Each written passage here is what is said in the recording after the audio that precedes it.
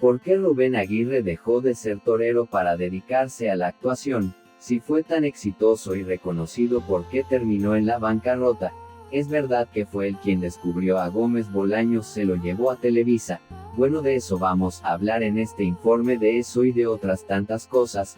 Rubén Aguirre no solo fue un actor, también demostró sus habilidades como novillero, cronista taurino, locutor de radio y televisión, reportero y escritor. Como si eso fuera poco, también dejó su huella en la pantalla grande participando en películas como El Chance, pero si hay algo que lo caracterizó fue su personificación del profesor Girafales, papel que lo hizo mundialmente famoso. Fue un emblemático de la famosa vecindad del Chavo del Ocho, este hombre alto que casualmente tenía aire de superioridad entre los otros personajes. No solo se dedicó a ser un romántico, sino también un estricto profesional dentro del aula. Rubén Aguirre logró ganarse el cariño del público y su papel perdura a lo largo de los 7 años en la comedia mexicana. Sin embargo, todo lo que parecía encaminarse hacia una retirada junto a su familia cambió drásticamente cuando un accidente le arrebató la tranquilidad que había cosechado durante sus años de oro.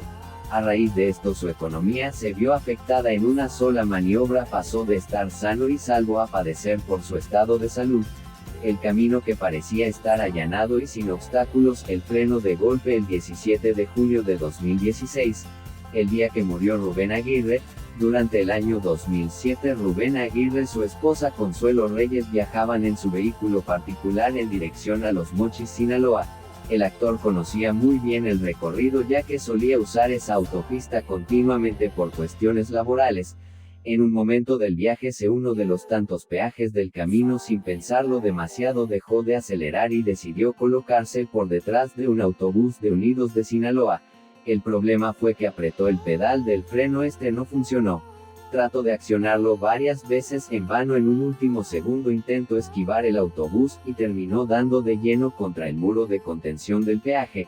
Los gritos de Consuelo Reyes se escucharon entre el intenso impacto. Eran gritos desgarradores, y no era para menos. Luego del infortunio llegaron las autoridades, y la pareja fue atendida de urgencia en una cirugía comprometida. A él le terminaron colocando 4 tornillos en la columna y una placa. A su esposa le tuvieron que amputar una de sus piernas. La buena noticia era que habían salvado sus vidas, la mala era que a partir de ese momento la vida de Rubén Aguirre caería en picada. Pero no nos adelantemos, vayan y preparen su tacita de café, y si no es mucha molestia, comencemos por el principio. Rubén Aguirre Fuentes nació el 15 de junio de 1934 en el barrio de Santa Anita, ubicado en Saltillo, Coahuila, en el colorido país de México.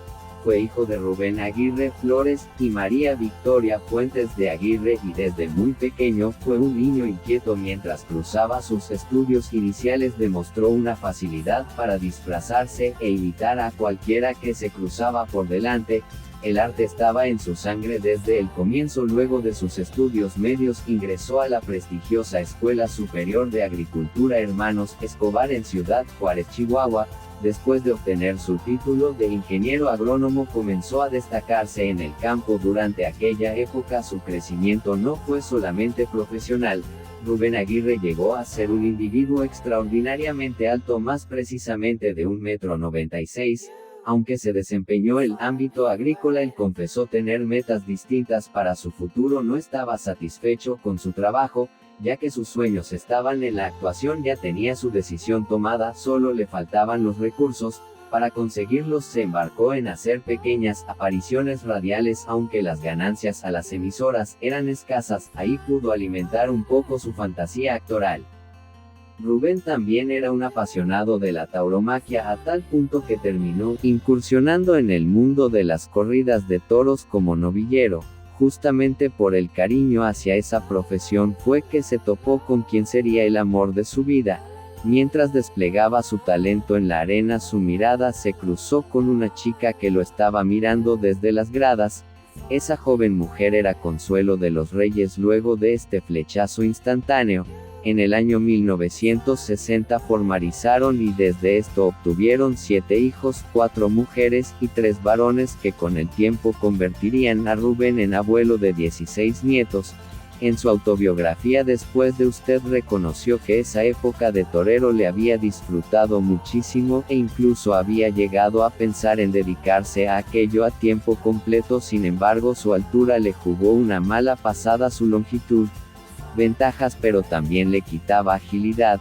El sueño actoral de Rubén se hizo palpable cuando comenzó a trabajar en Televisa.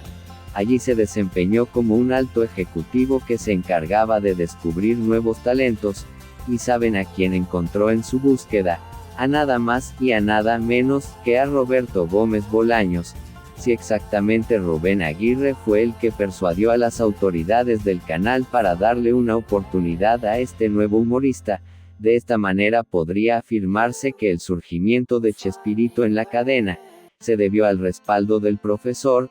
Con el tiempo Chespirito le devolvió el favor cuando Aguirre le solicitó unirse al elenco de comediantes de sus producciones. Bolaños aceptó con gusto. Así fue como el futuro profesor comenzó con las Chespirotadas. El problema fue que desde la Dirección General de Televisa le dieron el ultimátum, ya que no podía estar detrás y delante de cámaras ante esta encrucijada. Él respondió: bueno, entonces me voy con Chespirito. Su transición hacia la actuación no resultó sencilla. Su mujer fue la primera que se enojó. Había dejado un trabajo bien pago por otro que no tenía un sueldo fijo. Con el paso de los meses, él pudo demostrarle que no había estado errado. Luego de su inicio en Chespirotadas surgió otro segmento llamado Los Supergenios de la Mesa Cuadrada, una parodia de los programas de Mesa Redonda. Este sketch formaba parte del programa Sábado de la Fortuna, que se transmitió a finales de los años 60 en México. El recordado actor interpretaba un intelectual que se molestaba con facilidad en medio de las discusiones que ocurrían en la mesa cuadrada y que tendía al absurdo. Lo curioso fue que gracias a la repercusión de este segmento de 5 minutos, el sketch se terminó convirtiendo en serie independiente dentro del canal. La primera aparición del profesor Girafales en El Chavo del Ocho fue en el capítulo Don Ramón Pintor durante la temporada de 1973.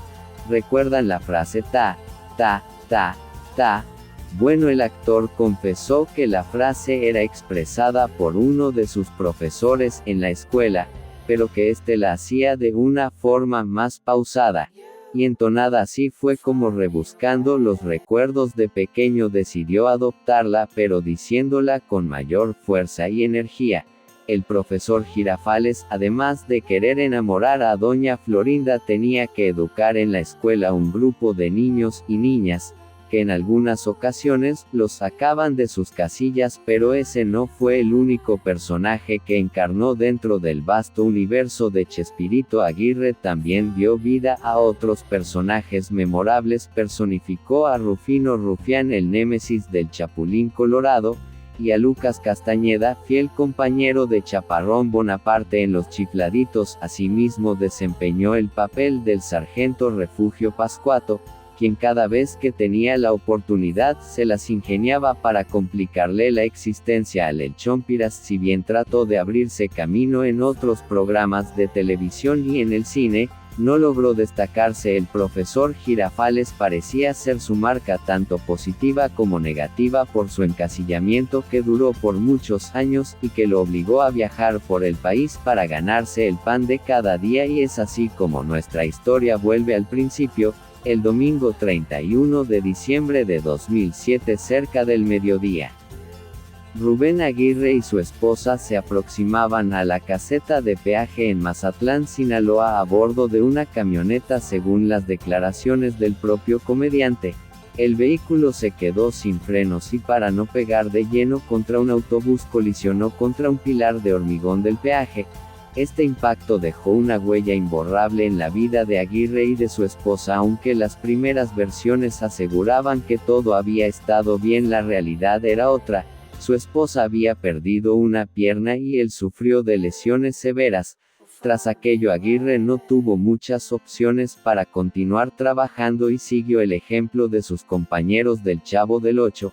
Así nació el circo del profesor Girafales. Al inicio todo marchó de modo óptimo, pero luego se fue gastando no solo la idea sino también los recursos. Para el año 2010, a sus 76 años de edad, Rubén Aguirre se declaró en quiebra financiera.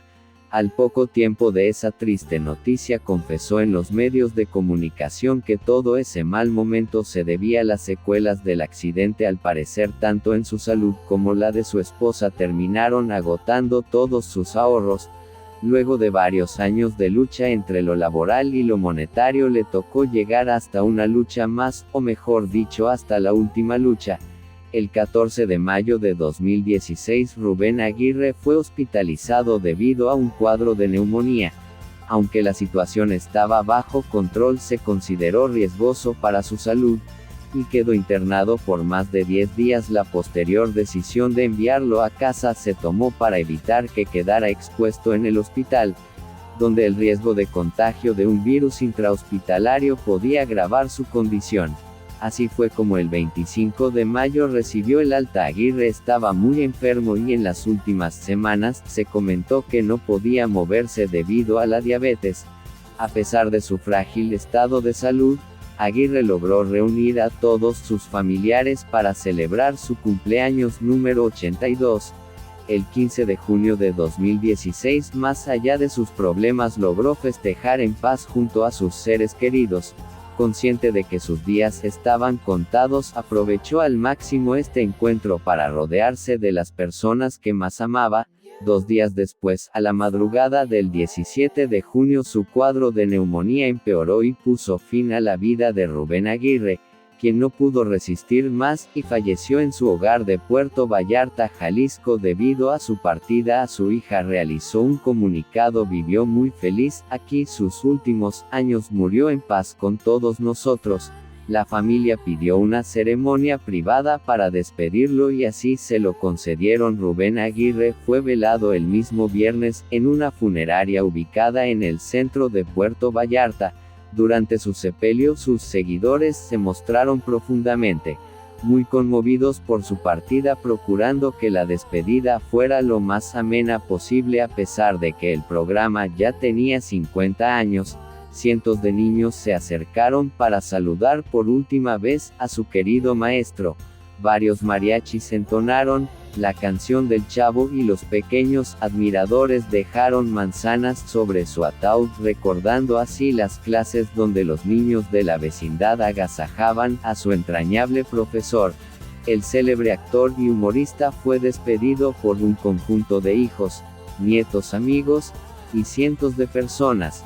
Florinda Mesa, Carlos Villagrán, María Antonieta de las Nieves y Edgar Vivar expresaron su dolor por la gran pérdida, aunque no pudieron asistir al velorio debido a distancias y compromisos. Uno de los primeros en reaccionar a la noticia fue Edgar Vivar, quien encarnaba al señor Barriga y a su hijo Ñoño. Mi profesor favorito descansa en paz.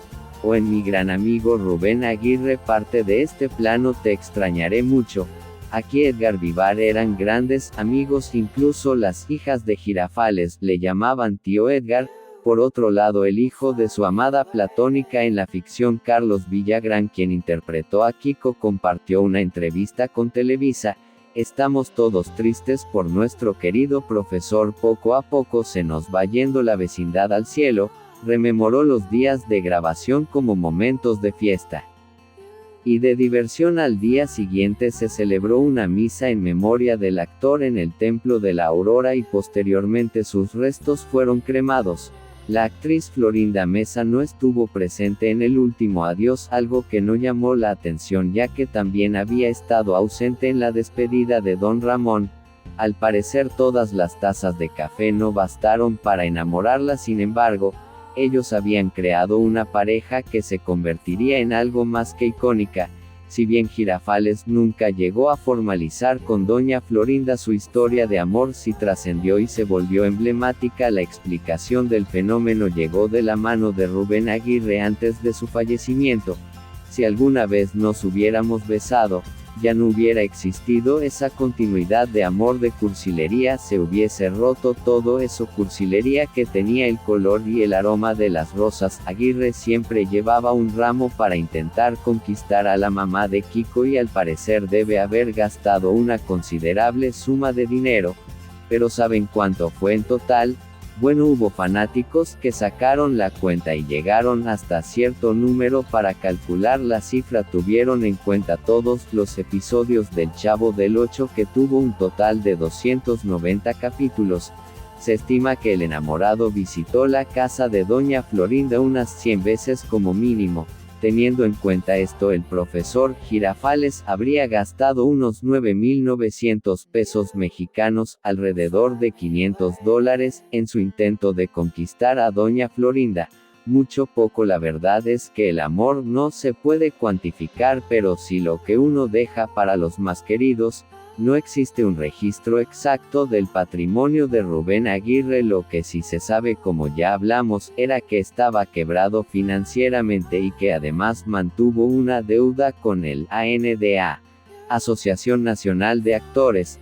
Hasta su último momento se desprende que no le pudo dejar mucho a su numerosa familia, salvo un humilde obsequio. Su legado en sus últimos años reconoció que el profesor Girafales fue su personaje más entrañable y querido, quizás porque encarnaba lo romántico y cursi que él mismo llevaba dentro, pero sobre todo porque le brindó proyección internacional. Rubén Aguirre se destacó no solo por su talento artístico, sino también por su profunda sensibilidad. En diversas entrevistas se le observa emocional, al borde de las lágrimas. Ese fue siempre el propósito de su existencia, ser recordado como una buena persona. Si bien queda claro por su apariencia que fue un hombre grande, queda igual de claro con su historia que también fue un gran hombre. Hasta aquí el video de hoy, espero que les haya gustado, y si les gustó los invito a dejar su like, y que se suscriban para no perderte otros de mis videos. Esto fue